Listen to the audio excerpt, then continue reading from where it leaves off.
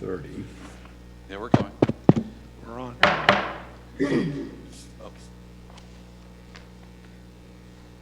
I'm still on mute.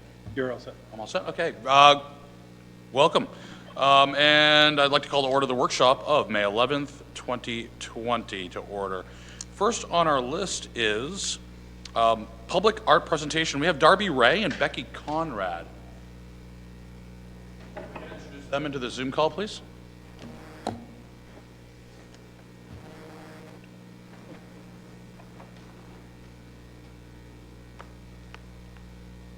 Hello, friends. This is Darby. Can you hear me? We can hear you, Darby. All right. Hello, Mayor and all. So let's see. Do I share my screen or does Phil Crowell share his screen?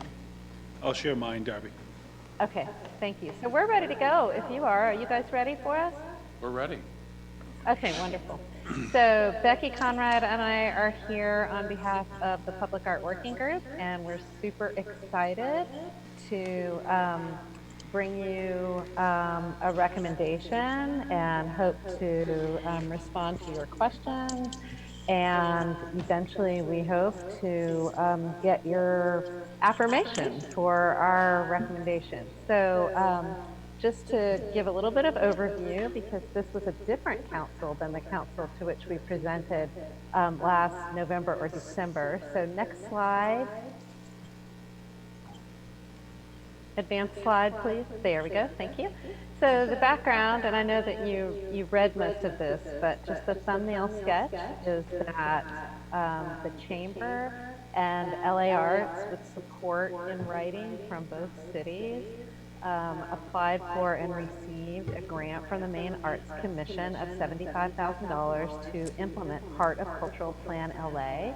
The part of that cultural plan that we proposed for grant funding was to use public art to boost community formation and identity and to spur economic development.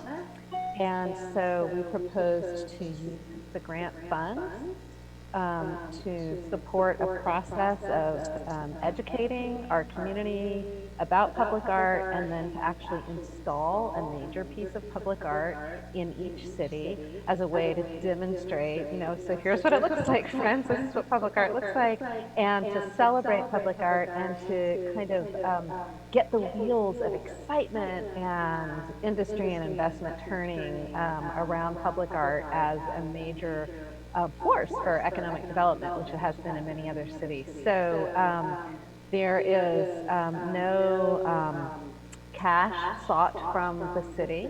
There is an in-kind contribution for site work and maintenance, and Eric Cousins will talk about that in just a minute.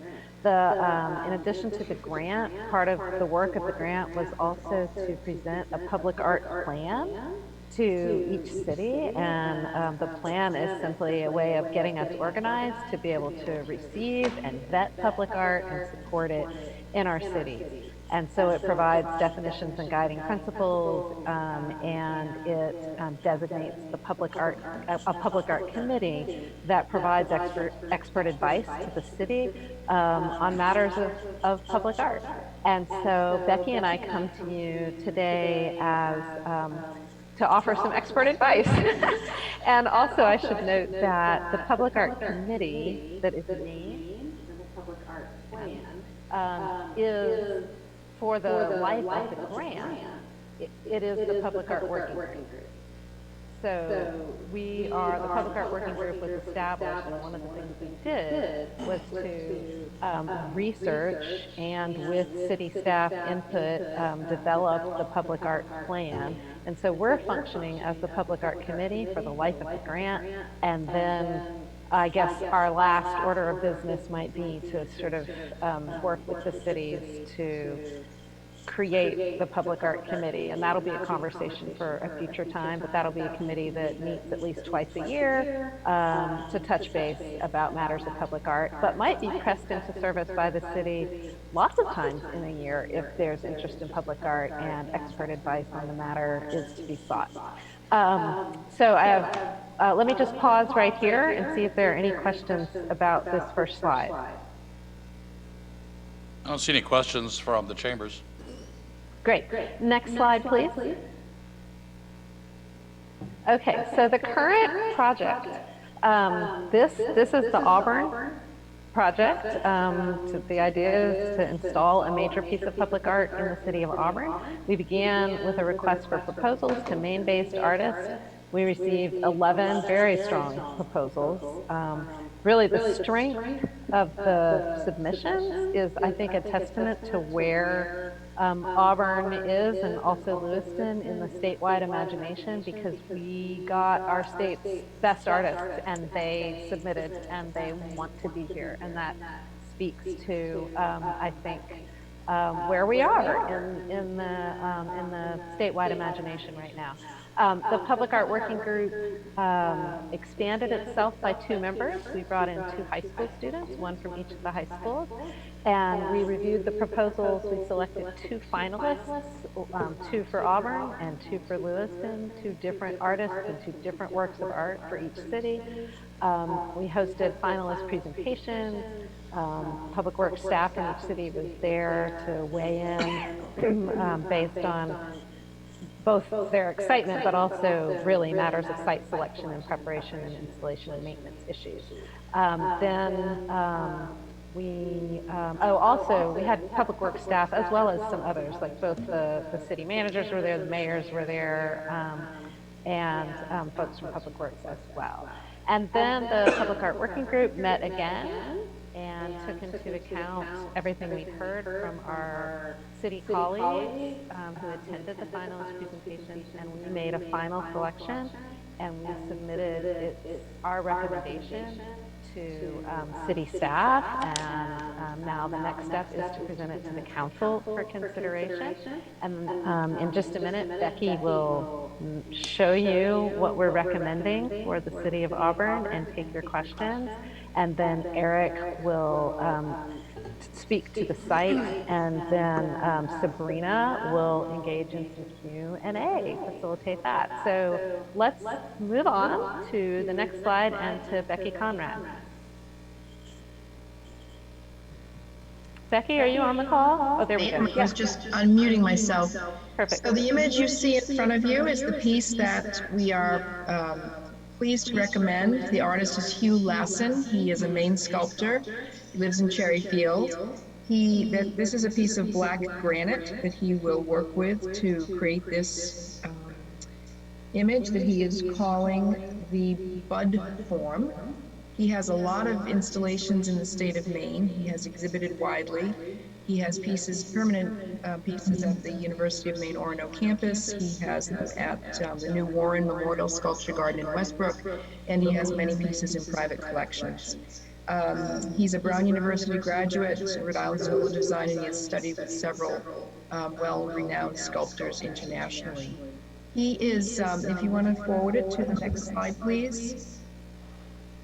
He is proposing, following our recommendation, which came from the City of Auburn, to install this piece in Anniversary Park. This is just a rendering of what that could look like. We know the park is still under development, but he placed that in a setting that's a lot of greenery and on a grass area here for the walkway. The next slide would show it in a more formal setting, but I don't think we envision Anniversary Park looking quite like that. So let's go back to the previous slide. One of the primary reasons this piece came to be our recommendation is that it very much aligns with the principles of the grant. There are many reasons to have public art in communities, and there are many policies that determine what that art should be. This grant, however, as we might remember, is very much oriented toward economic development. And the Chamber is involved to not only in general talk about economic development when you have very inviting green spaces, open spaces in downtowns, but also around tourism. And this piece and the piece that Lewiston will be hearing about, for different reasons, but both will bring, we feel, people into our community to see the artist's work. This is very different than the piece that we're presenting to the City of Lewiston, but in many ways I think that makes it all that more special because it's very unique.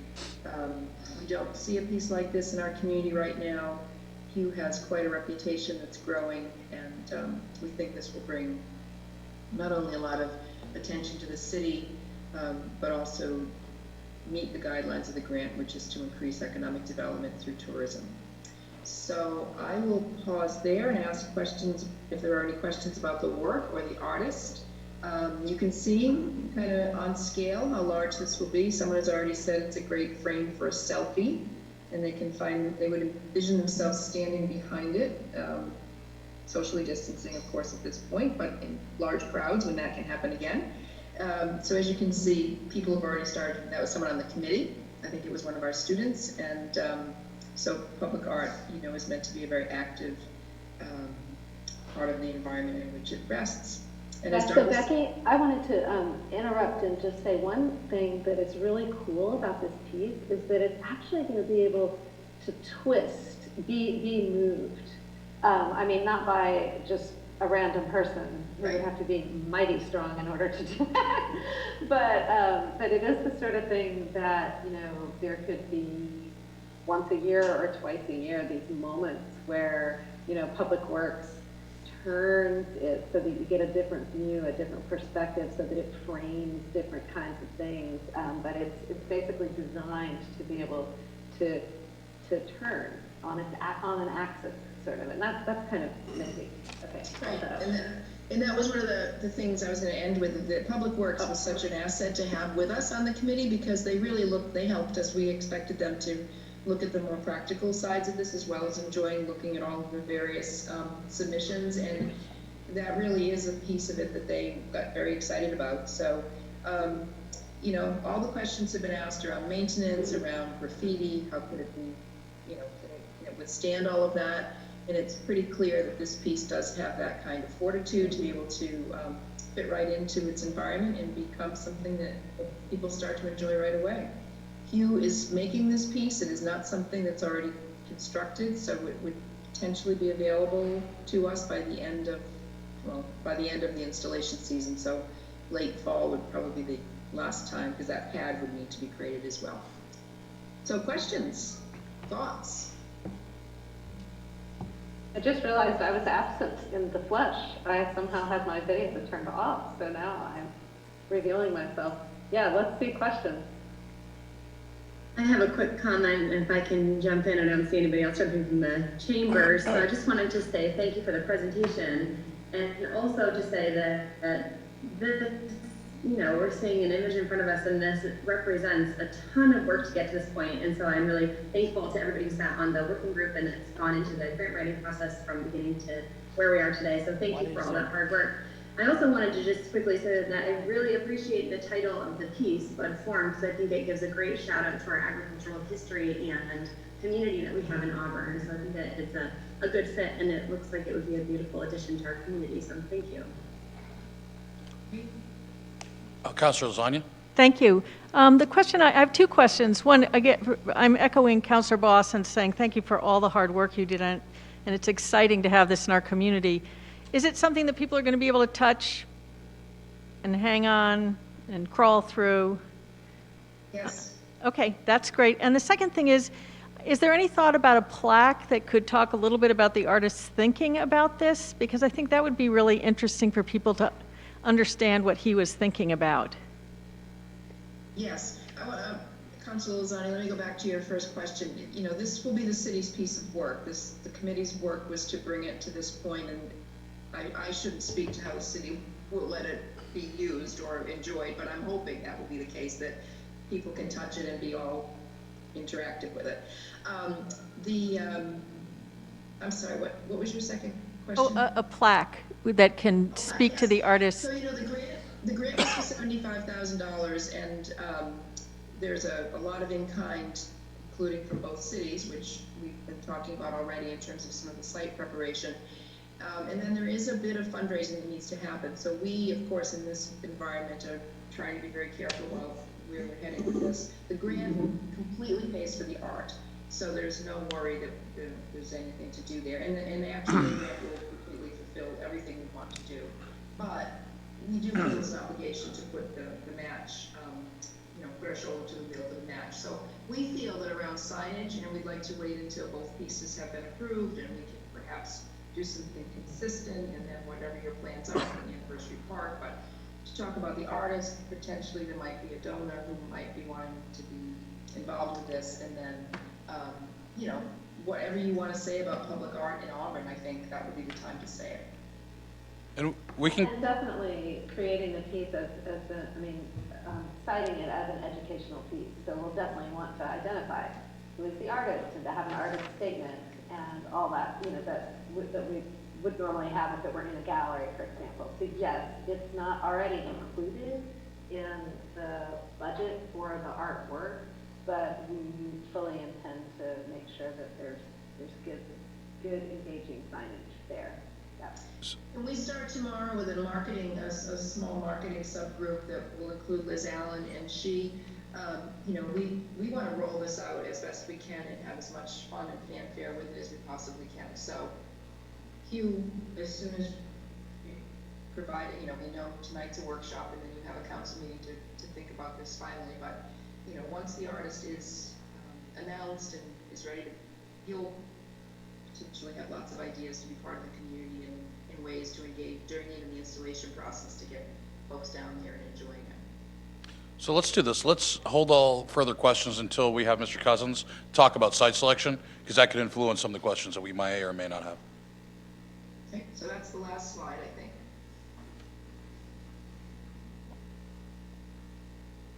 Eric, I'll turn it to you.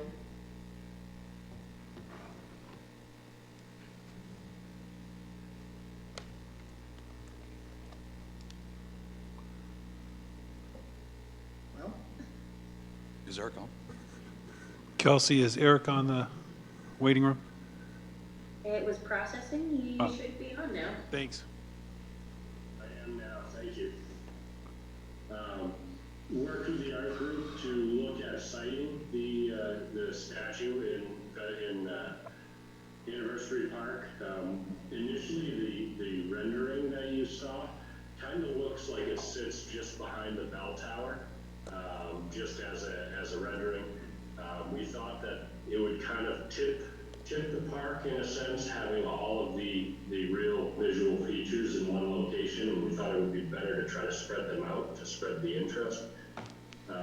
We looked at placing it on the patio area, right up near the word Riverway on your screen. There's a small patio there.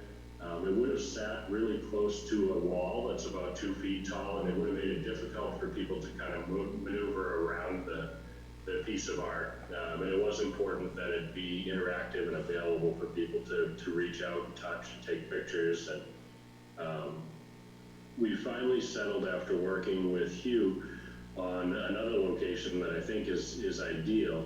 Along the Greenway Trail, you can see the in red lettering proposed artwork. There's a black circle right next to the word Greenway under the W. Seems like a great location that kind of balances out the park, keeps some visual interest at either end, but still in the park.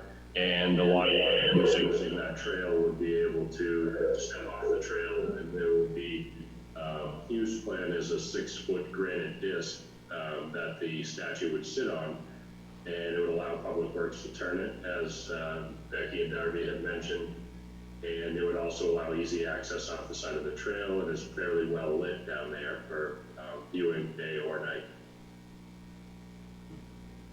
Very good. Is there anything else that the group, Sabrina, we haven't heard from you yet. Is there anything you might want to add before we talk? I think the only big thing that I wanted to add is that we wanted to make sure that it was engaging, that it was interactive. I'm not a big art person, but I definitely appreciate it and respect it. And so I think making sure that it encompassed anybody and everybody within our community and surrounding communities to have them come here. The cool part of it rotating, and it already has a picture frame in it, I think was very appealing to a lot of the members on this group. So we definitely hope that you guys support this. Well, I mean, you do have some abstracts on the wall behind you. You must be an aficionado. I didn't know if you would notice or not. It's kind of hard not to. So I'd like to bring that back to the council. This has been, I think we started this 2 years ago, if that wasn't clear. when I first became mayor, the first term, I think is when we started this. So thank you all very, very much for all the work. It's been a lot of work, staff and volunteers, Becky and Darby. It's been great. So questions, thoughts? Councilor McLeod. Thank you. Do we know roughly the size of the sculpture in general? It's going to be around 6 feet tall, not including the platform. So we'd be able to see that from the bridge coming across, the green bridge towards Auburn? I have no idea about that. Eric, could you confirm? You probably could, you certainly could on foot. I'm not sure if you would notice it driving by in your car. Thank you. And the initial part of the grant was to create a gateway art project. Little history on that, when Darby and Becky and we all started talking 2 years ago, was that's when Anniversary Park was renamed Anniversary Park. Construction was kind of, it was on the near horizon. A little bit before the bell tower was really geared back up on the second phase again. So when the bells of the bell tower kind of on a little bit of a lull. So that's kind of the genesis of that. There were other gateway sites too that were talked about, but that's the one that we kind of wanted to focus it on because it was such a new space, and anniversary, our sesquicentennial was all taken into effect. So a little background on that. Any other questions? There is an 18-inch demo. Will Hugh be able to have that to us for the 18th of May? Is that possible? Sure, we can ask, absolutely. Can we ask? I'll make a note. Thank you, Becky. During the, and I was on the artist, not demonstration, but presentation. And Hugh actually took it upon himself to create a mock-up, to scale mock-up that's currently 18 inches tall. The first slide was a picture of that mock-up. So it'll help everybody visualize that. Is there any concerns with location? Any concern with the piece itself? Councilor Gary? Thank you, Mr. Mayor. I would like to know what the runner-up looked like. The runner-up?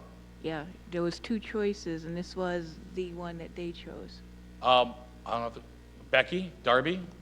Sure. The runner-up was a fish, so not an abstract piece, a very concrete piece.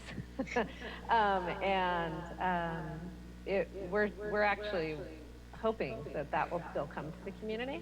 We'd have to figure out how to get it here and everything, so we're not taking that on as a part of the grant, but it is a piece that we were also very excited about. In terms of sort of a first major piece of public art, at least in this generation in Auburn, we thought going with something that had the kinds of, a little bit of gravitas would be something that would really draw people. They would want to, the people who've seen his work in Westbrook or in Orono might want to drive all the way here to see this work. And so that was one of the reasons that the committee decided to recommend this piece instead of the number 2 piece.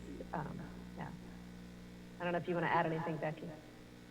No, unfortunately, I had to miss that conversation, so I didn't hear anything direct, although I certainly know that that's how a lot of people felt. They've shared that with me afterwards. And, I think that it's always a tough call, and hopefully the other piece can come to our community at some point, or another piece in that style can come to our community, because this is the beginning, we hope, of a long history of bringing public art to both of our cities.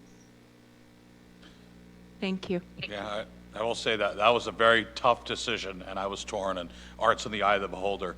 But I definitely think that this piece sends a message about the future of New Auburn. Bud Form represents, I think, a rebirth of New Auburn and Anniversary Park, and the fact that, the fire in the 1930s and continual rebirth. I think it's just a nice message, and it's a great piece. So as far as protocol goes, we will have this as an order on our May 18th meeting to approve. I'd like to see from Eric, now that a lot of the work on site has gone forward, what potential price it would be, and how can we solicit funds, unless you have some of that information now, Eric? Well, I talked to the contractor. I wanted to get feedback from the council initially. Our piece of it really is not that expensive. I have very good pricing for all types of materials to complete that entire project by the yard or by the lineal foot. And our piece of that will really be just buying a few extra yards of gravel and having it placed at a much larger scale project price. So it's really not an issue to cover a few extra yards of gravel in a project as large as we have under contract. Okay, very good. Thank you for that. So, I mean, someone say something? I'm sorry? Okay. If the council, I mean, this is not a vote, of course, but is there general consensus on location agreement as well as the piece of art itself? I'm not really hearing any objections. I think it's great. I hope that at some point we can have something that can be seen coming over one of the bridges as that sort of gateway at some point in the future. That would be nice. It would be nice. Okay, very good then. Thank you very much. Becky and Darby, please pass, and Sabrina, of course, and Eric. Thanks to Sean Rice from Edward Little, and the rest of Bill Lowe, who is a part of this too, and the rest of the folks from Auburn and Lewiston. We really appreciate your work on this. Look forward to talking with you or giving you some good news on the 18th. Okay, bye-bye. Thanks. Bye. Very good. Okay. We go from art to the city manager, Peter, on FY21, final proposed budget update. Good evening, Mr. Mayor. Good evening, councilors. I hope you're all doing well. Sorry I'm not there with you. I would like to give you a brief update on where we are with the budget. You heard me speak about it during the last regular council meeting and workshop, and we are working our way through this process. The goal continues to be zero increase, and what we're doing now is we're trying to look at adjustments within the budget based on a reduction in municipal revenue sharing, 580,000, and also a reduction on the excise tax for vehicles of 115,000 for a total reduction of 735,000. We are, as I said, having many discussions internally.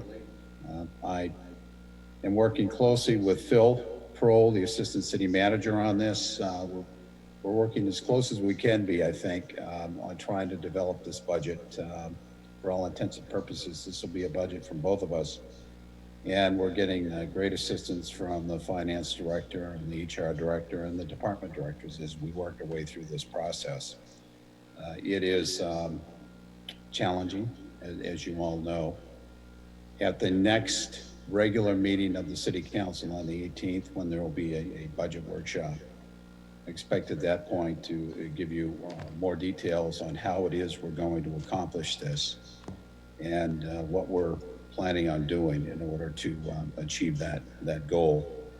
We will get there, and appreciate your patience as we work through this process. This is a very important process that we're trying to follow, and we're trying to take into consideration the employees as well as all of you as we do this.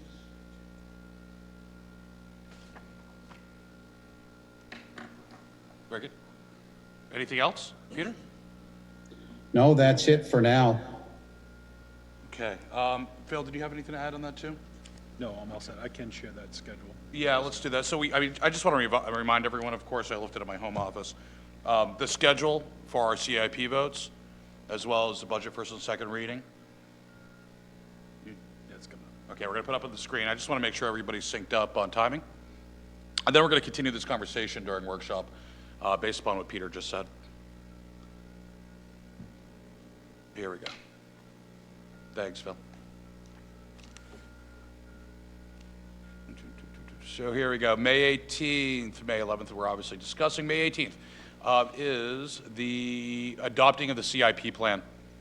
So the CIP plan, if there's any conversation, we'll have it obviously tonight or next Monday, the 18th. We will adopt the CIP plan then.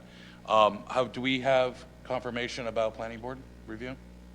So yes, I spoke with Eric Cousins And the CIP will be distributed to the planning board tomorrow evening, if not before then, so that they can review it, and they'll be provided detail on the requests and the proposed CIP. Okay, very good. So, and then obviously we have our first readings of the actual budget, which are going to be happening on June 1 and June 15th, correct? Even though it's not listed up there? June 1, yes. Yeah. June- That'll be the first reading And in the public hearing. And then June 15th will be the second reading, Yeah. final reading, and the public hearing. And then the adopting of the school budget. We're gonna set that for June 15th because our election is now July 14th. Correct. Okay, 30 days out. Moving targets everywhere. Okay, so everybody knows the schedule. Is there any discussion on the budget? Let's start off with the operational budget first. Thank you, Mr. Mayor. From what I'm sort of understanding, we're going to go below flat funding the budget, that there's going to be an additional, if we're not going to plan on the revenue sharing and the other types of monies from the state, and Peters, the city manager, has to figure a way to come up with I think he said $35,000. Does that mean we're going to have to cut the budget that much in order to be within, because if we have the money, if we don't have the money, then we're going to have to either make it up or cut it from the budget, the current budget. Yes, if I may, we are going to have to come up with adjustments in order to be able to equalize the reduction in the non-tax revenues for municipal revenue sharing and the excise tax for vehicles. We are looking at options like vacancies that we have as a city, which we have put a freeze on, and we'll be coming back to you, and I'll be speaking publicly at the meeting next Monday on the 18th regarding this. Could I just clarify, if I could, Councilor Gary, your question? But we're not going to actually amend the budget to reflect the decrease, the anticipated decrease or furthering decrease in municipal rev share under the revenue line item in the budget. We're going to operate as it is, which has already been decreased 200,000. Am I correct on that? That was a question that Councilor Gary had. Are we going to actually address and amend the physical budget before July 1? No, we don't. I don't think we have to do that. What we're doing again is, this is based on my proposed budget, which I submitted to you. What I'm doing now is I'm trying to change the working of the budget internally with the adjustment on the revenues, and offset that with adjustment on expenditures. And I'll come forth with specifics on that at the meeting on the 18th. So they'll all equal zero, so there'll be no increase to the taxpayers. So there'll be no change to the levy. So the levy will be the same. So it's going to be a neutral decrease in revenue stream and a decrease in expenditures. But when I think this is important, and Council, just at this point, your budget has been submitted to the Council per charter. If we're going to actually change any number within that charter, we need to make an amendment during either the first or second reading and vote on that. But from with previous conversations, I just want to be very clear. You're not going to be asking us to do that during the readings, the first and second reading of the budget. You're going to move and have this as a moving target, if you would, I used to horizontal goal, where you're constantly bringing it down based upon the revenue situation that presents itself when it does present itself. Is that correct? Correct. That's okay. Correct. Okay. So, in layman's terms for us, we anticipate over the course of a fiscal year a decrease in $735,000. I think it was $735,000.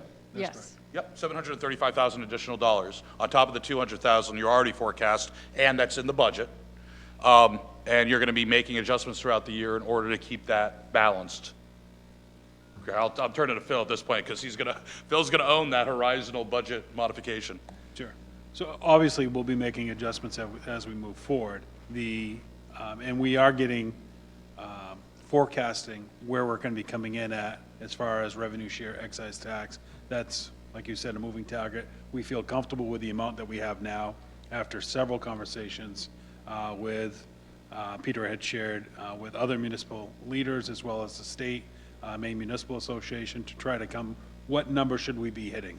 And that's that 20% target that's being proposed.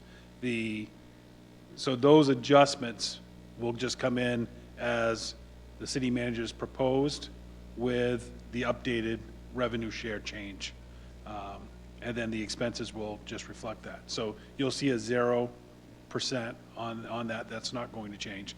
What the mayor's just asked about moving forward, obviously, the finance director and I will be monitoring that.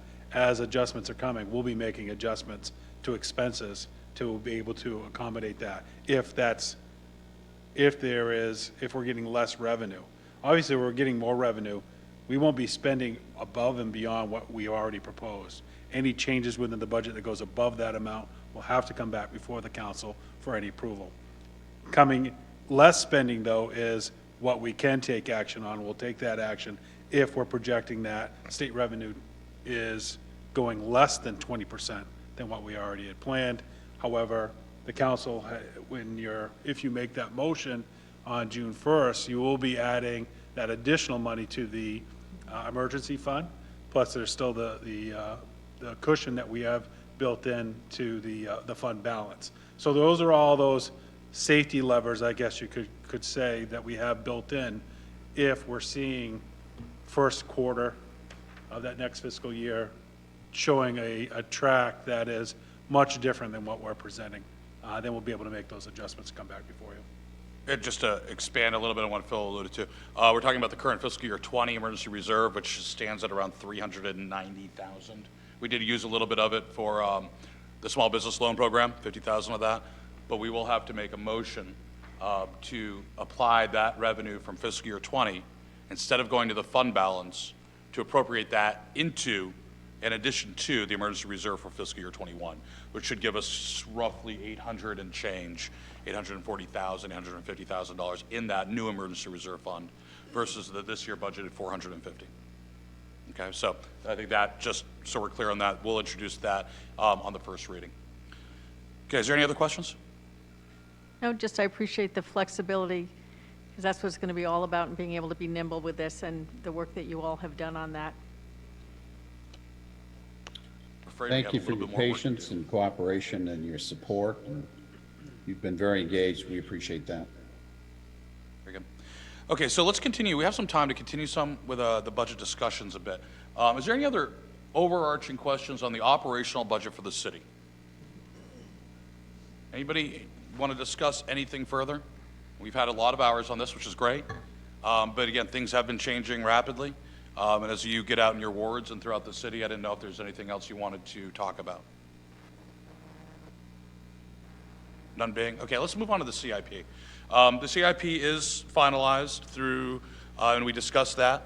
So I would like to see a hard copy of the revised CIP with the changes if we could. Yeah, we hope to have a full change of your packet prior to the meeting on the 18th. Okay, and hopefully we get some comments and suggestions for the planning board that can be included in that too, so we have one packet. Is there anything on the CIP that you would like to discuss at this time? Just a question, you said we will have a full packet. So what we'll do is it'll include page numbers that you need to just pull out and put the new ones in, Great. but yes. Thank you. Yeah. We do have it electronically. You'll have electronic first and then you'll have the hard copies. Okay. I'd like to talk about a couple things on the CIP. We've been talking about recovery, and this is really this is one of the two good times tonight to discuss this. I've talked to a lot of you individually about economic recovery, what we have, in the hopes of achieving our plan for a commercially viable downtown as part of the multiple plans that we've had with our downtown, stepping back to at least 1995 that I can see, probably beforehand or before that. One of the things that's becoming very clear is in the current situation with financial markets tightening up a bit, we're going to see a lack of capital gains flowing into the marketplace, which really diminishes or puts down the ability for our opportunity zone to be vibrant at this point. the key to the opportunity zone is to be able to shelter capital gains. But with the market down on average of 9% this fiscal year, the capital gains that people would have or had pre-pandemic are nominal, okay? So it shifts our way of thinking, and it also illustrates the need to be very nimble and to have multiple tools at our disposal. One of those tools is financial. I would like to broach a conversation about increasing in our CIP, our downtown redevelopment fund, which currently stands at $100,000 in the manager's proposed budget, with an additional, it still has $100,000 from fiscal year 20 that has not been expended. Adding $800,000 to that $200,000 will give us $1 million. $1 million in that downtown fund that can be used in a number of different ways, primarily to stimulate growth and anchor growth within vacant lots or lots that need to be acquired, demoed, that can't provide that commercially viable anchor locations that we need in order to stimulate our downtown. I'll tell you one story, then I'll open it up to conversation, how this could work. Personal story, or professional, personal. When I was redeveloping the McCrory's department store in Lewiston in 2013, it was a 25,000 square foot building that, as most of you know, was in horrible disarray, extremely horrible disarray. I closed on it, and we got another engineering report back that showed amazing structural deficiencies that was going to require additional monies to be spent, or borrowed in my case. That was problematic because, as you know, when you go to borrow money, the banks always require you to have 15 to 20% down payment in cash. That was a stretch on a multi-million-dollar redevelopment. The city of Lewiston came to the rescue with a $100,000, and this is all public knowledge, $100,000 zero interest 10-year loan. That money allowed me to redevelop that property. Went from a property tax $3,500 to over $40,000 annually. So it's a pretty significant investment. City of Lewiston's been paid back in whole. They still have it on the tax rolls. Everything's great. But that's a tool that we really don't have right now. And that's a tool that when financial markets become extremely tight and that wiggle room between 15 and 20 becomes a hard 20% because banks are really adverse of risk, this is where some of that money could come in handy. To dovetail on what the manager was saying, and the assistant city manager, about estimated rev share decreases of approximately 735 or really 980,000 when we throw in excise tax plus the additional 200,000 they already took out of our forecast. We're looking at around, if we wanted to safely make up that revenue stream, we need to add roughly $40 million in addition to what we have to add to our city's valuation annually. That's a $40 million increase over the, I believe it's 20 to 30 million that we need to do naturally just to make up for depreciation as a city. That's going to need a jump start. And if there's one thing I've learned through this process with regards to rev share from the state, current crisis, thankfully this is the first economic downturn I've had to deal with in municipal life. Hopefully it's the last. We need to make sure that we have a broadened tax base in our city so we do not have to be reliant completely upon what's happening in the state ecosystem. So 800,000 on top of the 100 that's currently there and the additional 100 that's in this year's CIP, proposed CIP, gives us $1 million. I've asked the assistant city manager and the city manager to consult with staff on variable ways to use this revenue, whether it be grants, loans, in addition to credit enhancement agreements in lieu of. You know, $1 or one in the hand is better than two in the bush sometimes. Whether or not it's used or could be used in TIF or not TIF. I've also asked the city manager and manager to come up with some ideas with me on how we can have an order for the city council to pass during this budget season that makes any final decision on distribution of that money dependent upon city council approval. So the city council would be looking at, and they'll have to come in front of the city council for approval or non-approval of distribution of those funds above and beyond a certain dollar amount. So that's my very long-winded verbal pitch on this. We've kind of nipped around before. I'd like to get your thoughts on this at this time. I like the idea. I think we need to be creative about spurring economic growth in our city, and I think you gave a very pertinent story, and I think it's 20% is a big number when you're trying to develop and you're trying to do all the construction and everything else, developing a distressed property, which, you know, I've done some on a smaller scale, and it's very cash. You got to have cash. So I like that idea. I can support, oh, sorry, go ahead. Go on, Councilor Walker, then I'll get to Councilor Boss. No, I can support this as long as we're not going to shoot it over there to Great Falls and do that underground drainage with this money. At that point, I won't vote for it. Because I think that's a whole different package, and that should be done with whoever's going to develop over there. And that's why I want to propose an order allowing council approval, or actually mandating council approval on any project that this money is going to be expended on. Okay. Councilor Boss? Thank you. I think it sounds like a good way to spur economic growth and development. I agree that it should come to City Council for approval before funds are expended if we go down the road, and that way we can make sure that we also believe, in addition to staff, because they'll have the first go at it, but that we also as a City Council believe that the projects that are being approved line up well with our strategic plan. And I'm wondering if city staff, what would the timeline be for us to be able to have an idea now from city staff about what types of projects they envision would be good for this kind of funding? Is that possible to have now before the budget is approved? I know that that's a quick turnaround time, but I know that we have a creative staff with a long list of great ideas. So that's something that I'd like to float out there. Can now be May 18th. Thank you. Can now be May 18th, or in a memorandum before, but I'll turn it to Peter. Yeah, Councilor Boss, you sound like Councilor, other councilors that I've heard, and Mayor Levesque as well. This is a good challenge.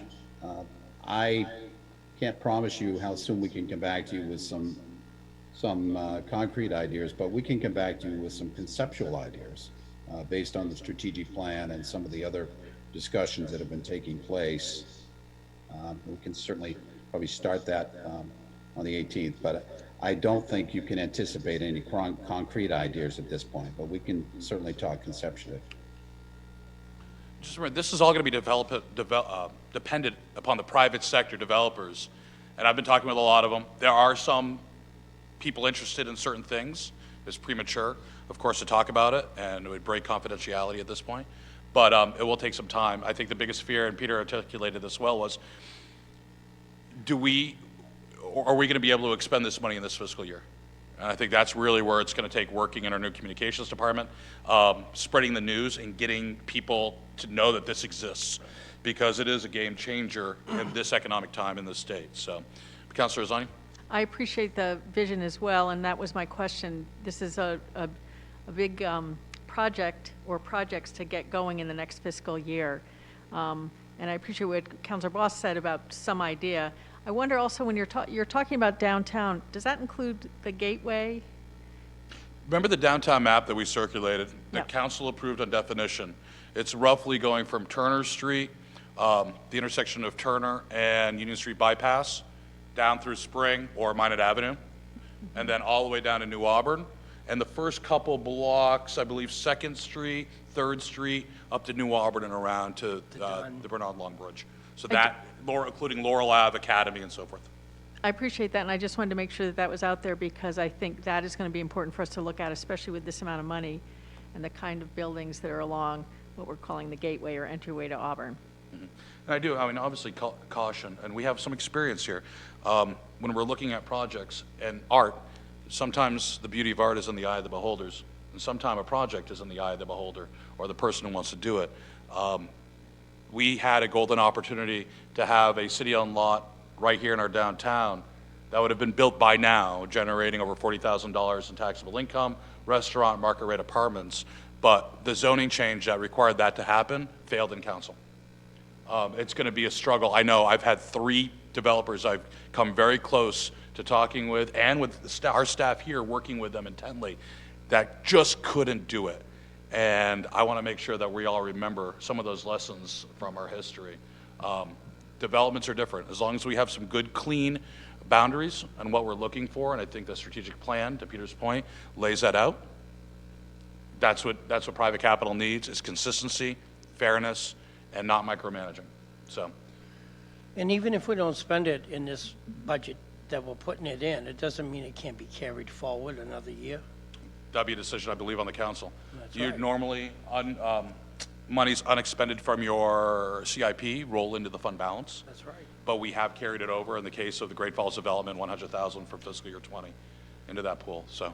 Not fund balance, reallocate. Reallocate, I'm sorry, thank you. Okay, is there any other questions or comments? Think about it, let's see what staff has to say, let's put some together, and if you have questions, ask. I'll probably ask for a motion to put this on as an addition to our CIP on the 18th of May. Okay, Councilor McLeod. Thank you. Will this change the CIP amount? Will we have to find this $800,000 to keep us at zero?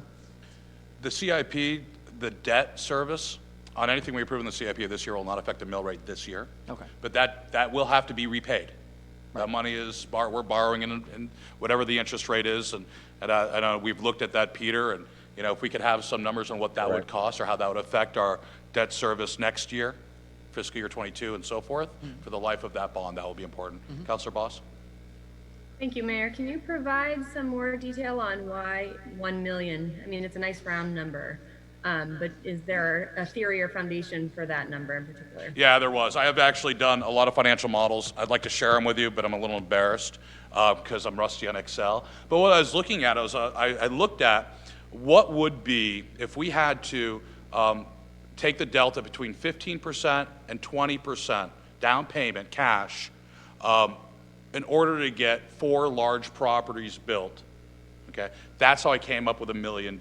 So basically, looking at, if you looked at that, it was $25 million in total development this fiscal year. $1 million could be that delta between the 20% and the 15%.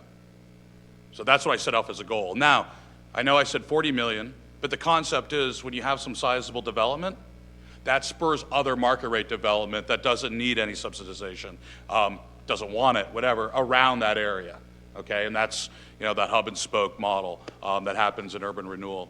So that's how we kind of get from 20 million up to 40 million. Does that make sense?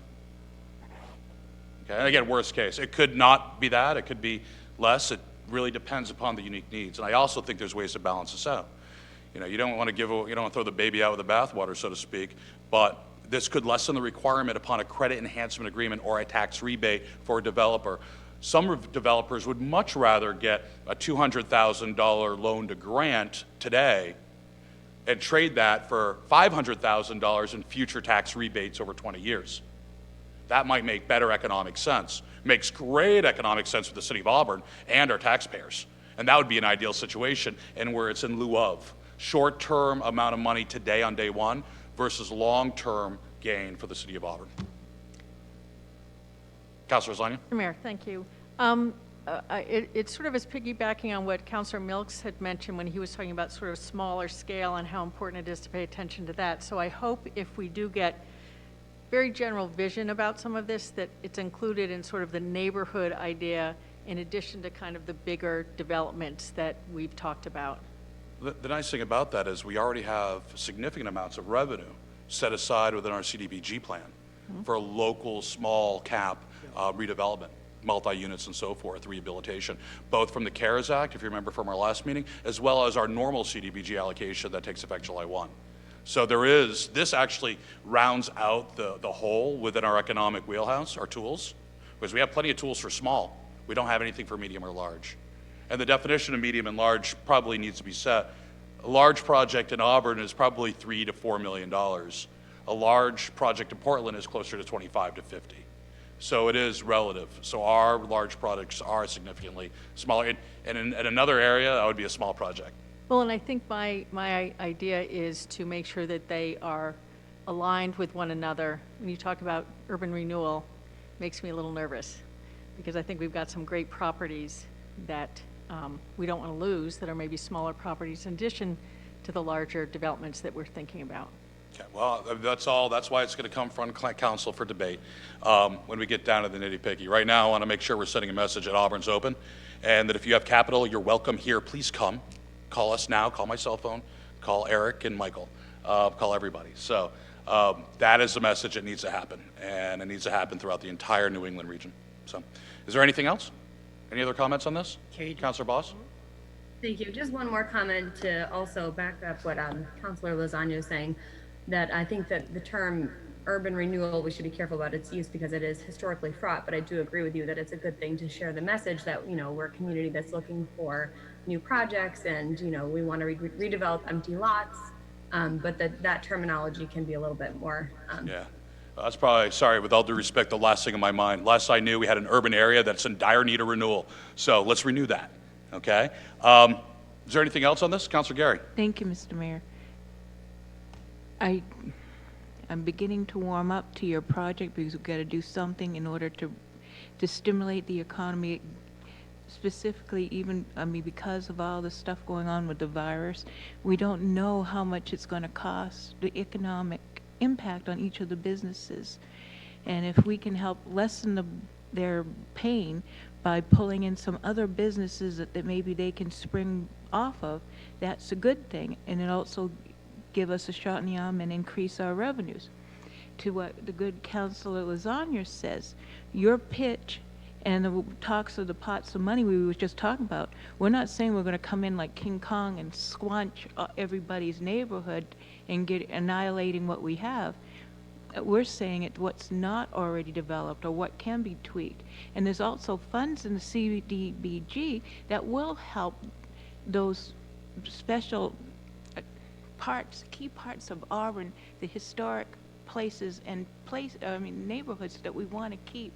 So I'm not afraid of them getting squunched out of existence. I think what the mayor's trying to propose is going to complement that. So it'll make their good work of fixing up their properties, the neighbors taking pride in building that community spirit. This will help.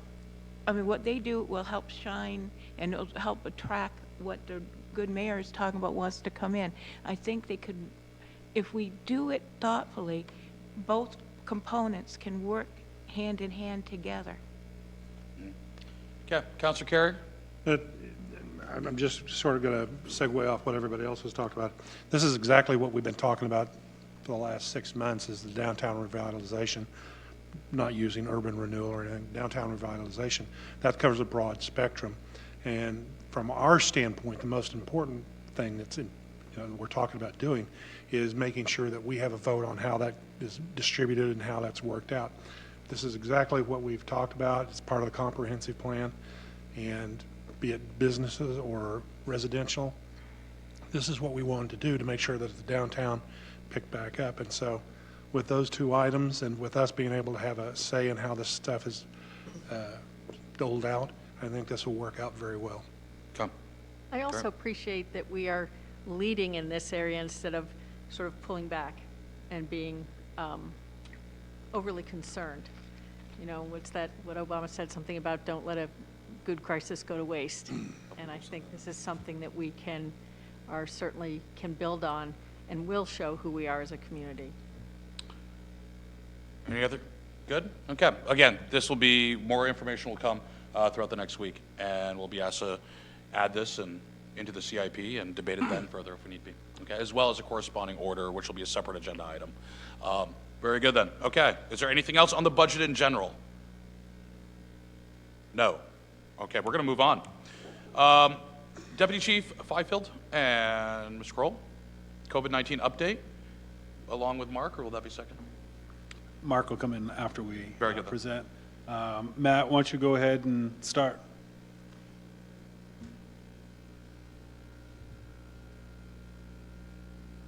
Good evening, Council Mayor. Here's your COVID update for May 11th. 1,328 confirmed cases. That is an increase of 16 over today. 138 probable cases totaling 1,462 total new cases in the state of Maine. Excuse me, not new cases, confirmed cases throughout the pandemic. That's an increase of 26. Total recoveries in the state of Maine, 872, which is an increase of 11 for today. Active cases stand at 525, an increase of 14 for today. 65 total deaths in the state of Maine. That is an increase of 1 today. 22,092 negative tests have been completed so far in the state. More closely here in Androscoggin County, 92 confirmed cases, 44 of those have recovered, two current deaths, and making our active caseload at this time 46. The state continues to focus on congregate living situations, and up until 2 days ago, those dominated most of the new numbers in the state. To further define some of those numbers for you, for the duration of this pandemic in the state of Maine, 389 of our current cases, or 29% of those, were included in congregate living situations. 35 of the 65 deaths, or 54%, 35 deaths that currently in the state of Maine were in congregate situations as well. I'm happy to report here locally in Auburn, there's no new outbreaks that have been reported to me as of today. Furthering on some past week's information from John F. Murphy Home, they continue to have a good handle on their situation there, and last week completed fit testing of their staff by the National Guard, and that was done in one of the neighboring communities close to us. Also, numbers included are 350 total healthcare workers have been confirmed to contract COVID-19. Maine CDC continues to report an expectation that the case numbers will rise. That is primarily due to the capacity tripling, hopefully by the end of this week, being May 15th. I still continue to say in my reports weekly that we should focus on one area right now, and that is on hospitalizations. Total hospitalizations to date, 200. Currently, as we stand right now, 37 people are in the hospital being treated with COVID-19, 17 of them in critical care, and 9 of them on a vent. All of those numbers are well within the manageable numbers for the state of Maine and our hospital system. So that is my report for this week. Any questions, Council? Councilor Gregg. Thank you, Mr. Mayor. Do you have the actual number of confirmed cases, recovered cases, and passed away people in Auburn? No, I do not. We get the numbers from Androscoggin, for Androscoggin County only, and they do not define them per community.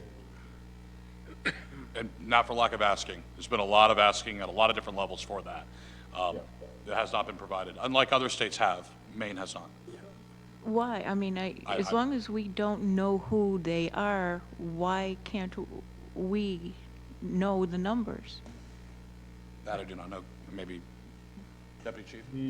The answers that we've got is there's concerns about patient privacy. And by defining someone to a particular area of the state and more defined as a town or city, that it may inadvertently come out who that patient is, and they're worried about that privacy aspect. The cases that are in the hospital right now, the serious ones, can you tell us, are they middle age or older people? I don't have those actual numbers. What I can do is remind you that there's 37 in the entire state that are currently in the hospital. Only 17 of those are in critical care. 19 of them are on a vent. Now, I will say that the majority of the illness has come in the 40 to 80 age range, with the most severe cases being in the 70 to 80-year-old range. Thank you. Can you drill down to Androscoggin County, please, Deputy Chief? Androscoggin County, 92 current cases, 44 of those have recovered, 2 deaths in our county, so 46 active cases in our county. Hospitalizations? I don't have that further defined right here. I just have the state numbers currently, and that's 37 currently in the state total. Okay, thank you. Any other questions for Deputy Chief? None? Okay, Deputy Chief, thank you very much. Appreciate it. So I'll move into transition planning. Currently what's taking place, not just with our facilities, but also within the community. As we keep getting updates from the governor's office, there's a team of us that are working on transitioning.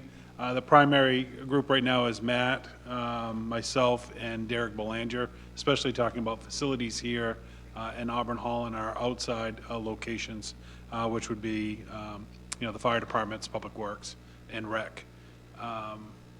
We are gearing up. We're going to be meeting with quite a few staff members that have their work involves connecting with the public. So those staff members will be coming in this week.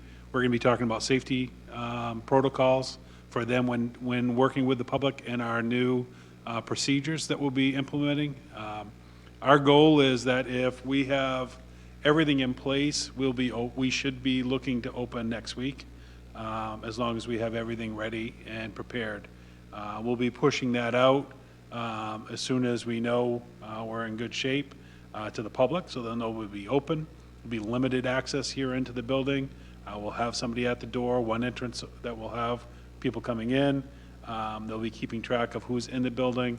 We're only opening the facility to the first floor, and then obviously the PD lobby will still be open. The second floor will not be open to the public. However, if somebody's coming in to meet with a staff member for economic development, planning, something along those lines, they will be able to come in, depending on the size, be able to go in the community room or room 204 to have a meeting, as long as it's by appointment only. We'll continue general assistance doing phone appointments. So that's how we'll continue with that practice. Holly's office here on the second floor and general assistance will not be open, but she'll continue with those phone interviews and application processes. That's working very well right now for them. She'll continue to doing that, and that's also to try to limit how many people are coming in here on the second floor. We're also looking at still those employees that we can continue working from home will continue to work from home even once we open. If there's no reason to bring them in, we do not want to do that. That'll limit how many staff members that we have here in our facility. We will look at other departments as the need arises. There's not a lot of public facing at our other buildings except for Auburn Rec. Just so everyone is aware, we are working and having a lot of conversations regarding the summer rec program. We have, Sabrina has done a great job with this. They have probably, a full policy implementation plan ready if we get a green light on moving forward with summer rec, as well as identifying, working with the school on identifying multiple locations so that we're able to keep our student limit to what we believe is going to be coming out as a requirement. Right now, everything is being geared up and planned on no more than 50 children at a location. So that's how we're running this and planning for it. So that is still underway. Our goal is to continue being able to provide that program. We think that's going to be important as we move forward. Sabrina made a very good point when we met the other day. She talked about what a great way for our students, because there will be a lot of protocols that they will already be working on through summer that will be ready for them when they go back to school, because the schools are going to look different when the students go back as well. And those students that are participating in the summer rec program will have kind of a leg up on that. They will have already started good, safe playing with good distancing and some of those precautions, and as well as ensuring that they are, our hand sanitizing and washing stations, all those things that we're setting up at every one of those locations.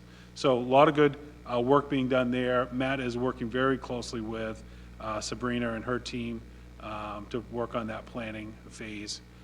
We're also had conversations regarding our public parks and what we need to do to start at least opening up access into and encouraging the governor's guidelines as far as safe playing and what that looks like. So that's our transitioning plan. I'm sure there's a lot more that's happening that I probably haven't mentioned, but those are our priorities right now of what we're focusing on and where we're at.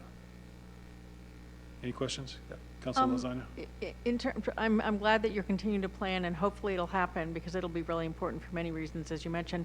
I wonder if the curriculum for rec in the summer might change to accommodate some academic enrichment Because it's, So we've been talking about looking at including some type of ed tech format, with an ed tech coming in and being able to provide some curriculum programming during the summer, just so that our students aren't losing any ground during this time.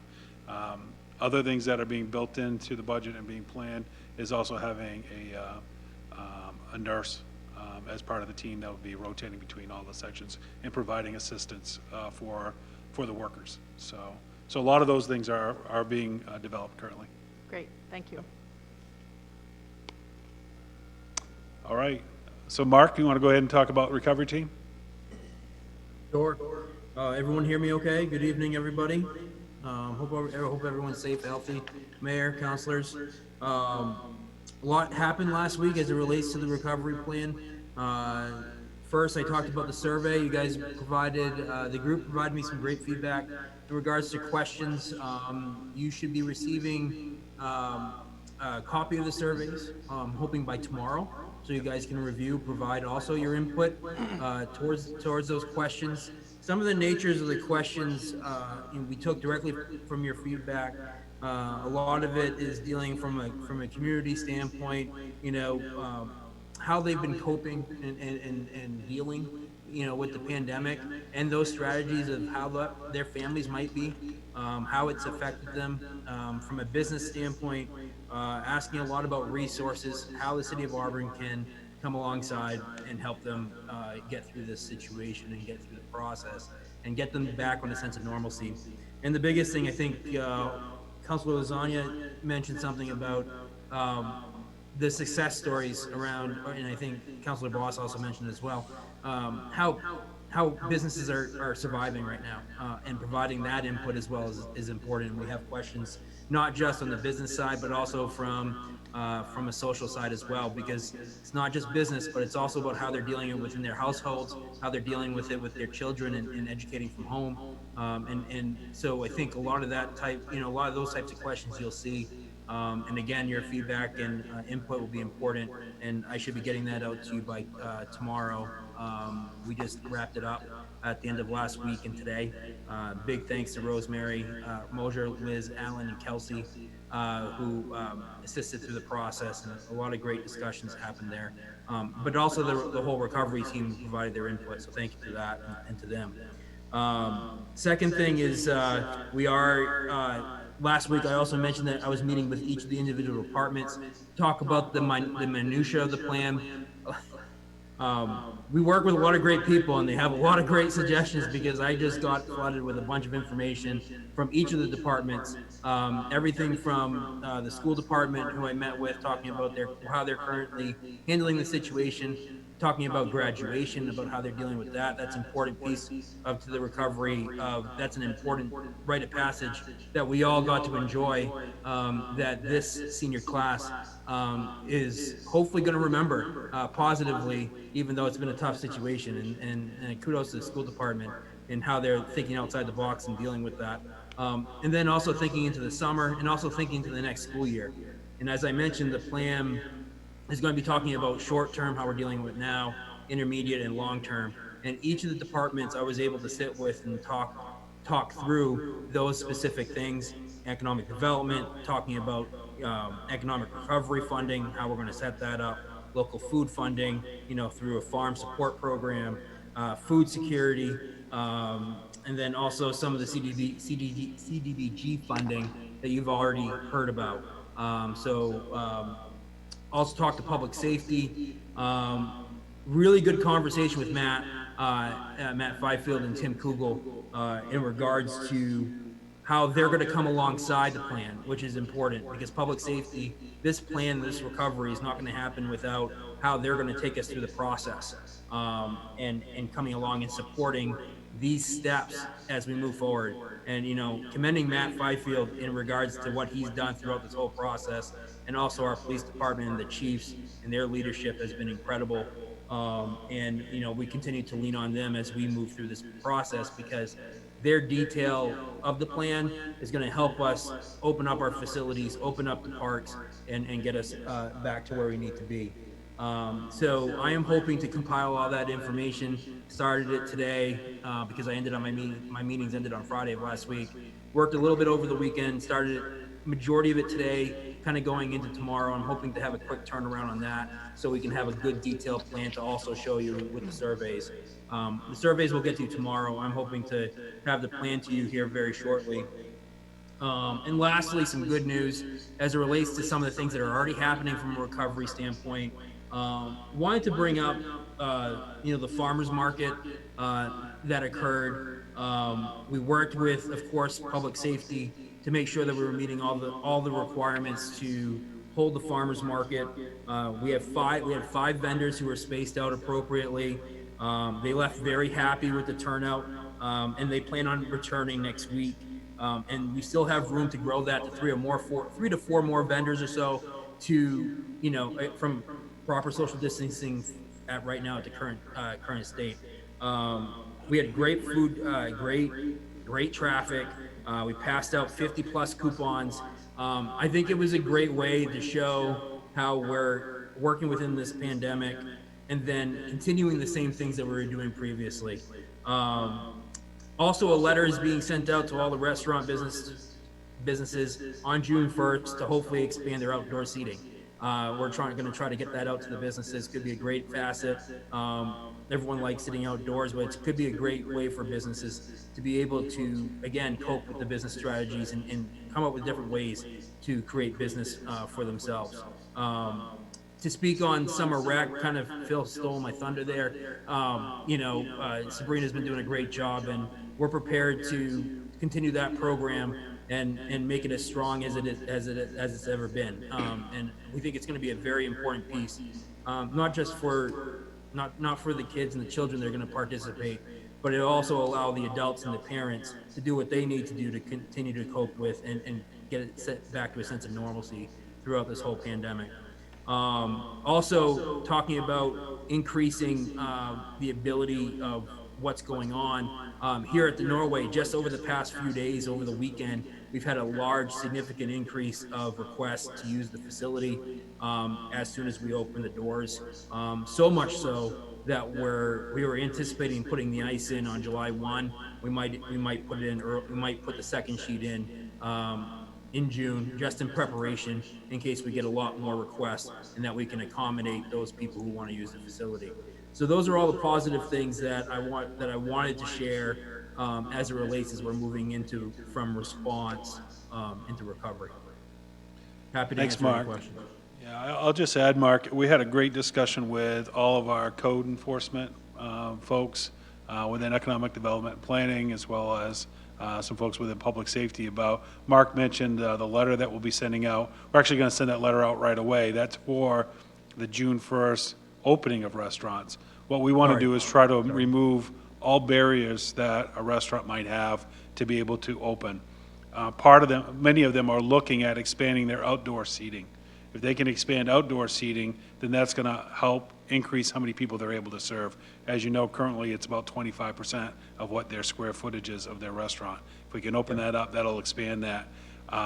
So we're working on removing all those barriers. We have Deputy Chief Kugel has been contacting some of our establishments that serve alcohol to be able to, what they need to do as far as expanding their liquor license to have those outdoor seating areas as well. So that letter will be, if you're looking to do this, please contact us. We have some out-of-the-box thinking that we can do to provide the best opportunity for you to be able to continue with your successful business, regardless of where it's located. And we can work with them on developing that. So that's the letter that Mark's referring to. And Mark, could you just highlight a little bit about the work that you and Rory have been doing regarding as soon as we can get a green light to be able to do some of the smaller lessons and things at the arena? Yeah, sure. And Phil, thank you very much for catching on the letter piece. Thank you for catching my mistake there. Yeah, so at the Norway, Rory, we have been in contact with USA Hockey, US Rink Association. There's a great plan that's being used nationally as it regards to what we can do when we start opening up. Everything from small intimate training sessions with professionals, skating lessons, different types of activities that allow us to just open up the facility under the current restraints. And as the restraints, lessen and we can have more and more people, we started even talking today about entry points, one way kind of entry, one way exit, separate entrance for rink 2, separate entrance for rink 1. We've measured all the locker rooms as it relates to 6-foot radiuses for people and individuals to be able to sit in the locker room safely, and also have one egress coming out and one egress going in. So, staffing in regards to how we're going to do that, cleaning the facility and the time in between each of the sessions, but it will allow us to open up the doors and allow actually activity in. Everything from children, from small lessons to even clinics, to even our adults continuing their rec leagues, which got cut short in March. So Rory's been doing a great job in working with the U.S. Rink Association and those protocols, and we've actually adapted those protocols, opening up Ingersoll as well at the same time.